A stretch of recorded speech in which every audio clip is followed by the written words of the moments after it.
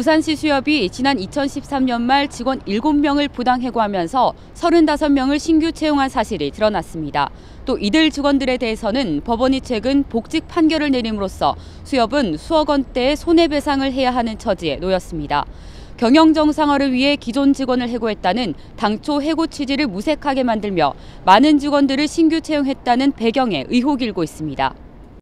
서울행정법원은 최근 부산시 수협이 지난해 2월 중노위 판결에 불복해 제기한 부당해고 구제 판정 취소 청구 소송에서 중노위 판결에 문제가 없음을 이유로 원고 측 청구를 기각했습니다. 중노위 재심 판정서입니다. 이 사건 정리 해고를 전후해 해고자들보다 더 많은 인원을 신규 채용했다고 봄이 상당하므로 사용자의 주장은 이유 없다고 판시했습니다. 해고자 선정 기준과 관련해서도 근무 평정 기록이 없는 직원, 조합 측으로 협의했던 직원 등에 대해서는 대상자 선정 기준에서 제외한 점 등을 감안할 때 공정한 해고 기준으로 선정했는지 의문이 든다고 기각 이유를 세세히 설명한 바 있습니다. 부산시 수협이 긴박한 경영 필요성을 이유로 지난 2013년 10월 7명을 해고한 이후 신규 채용한 인력은 정규직 10명과 계약직 25명. 당시 직원들을 해고한 기준표입니다.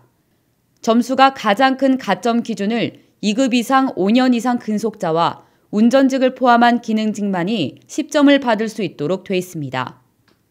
3급과 4급 근속자들에 대한 가점 기준은 어디에도 찾아볼 수 없습니다.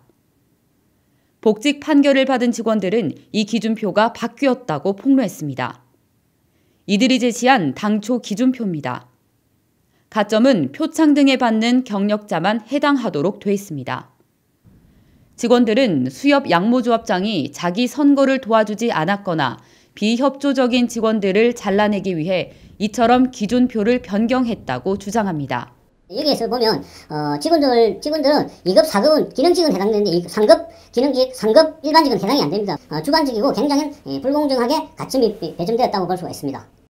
이에 대해 당시 해고를 주도했던 문모 관제 상무는 전혀 다른 얘기를 합니다. 대부분의 직원들은 상당 기간 직원으로서의 자질, 또 자기 경험도 이런 데서 여러 가지 민원이나 이성 직원들이 상당히 많이 있었고. 그러나 이 같은 문 상무의 주장은 3년 전 이미 1심에서 징역형을 선고받은 간부 직원이나 수백만 원의 벌금형을 선고받은 직원들을 최근까지도 근무하게 해온 점 등을 감안할 때 설득력이 있어 보이지는 않습니다. 당장 수협은 항고를 하지 않으면 이들 7명의 직원들에게 6억 원이 넘는 손해배상을 해야 하고 바로 복직을 시켜야 할 처지입니다. 이들 직원들은 전문성을 갖고 있는 자기들을 해고하고 전혀 전문성이 없는 직원들을 대규모 신규 채용한 것이 경영 정상화에 어떤 기여를 했는지 되묻고 있습니다. 이번이 두 번째 기각 판결임에도 불구하고 또다시 수협이 항고를 해 부당 해고당한 직원들을 고통 속으로 몰아넣을지 관심입니다. NTV 뉴스 조아현입니다.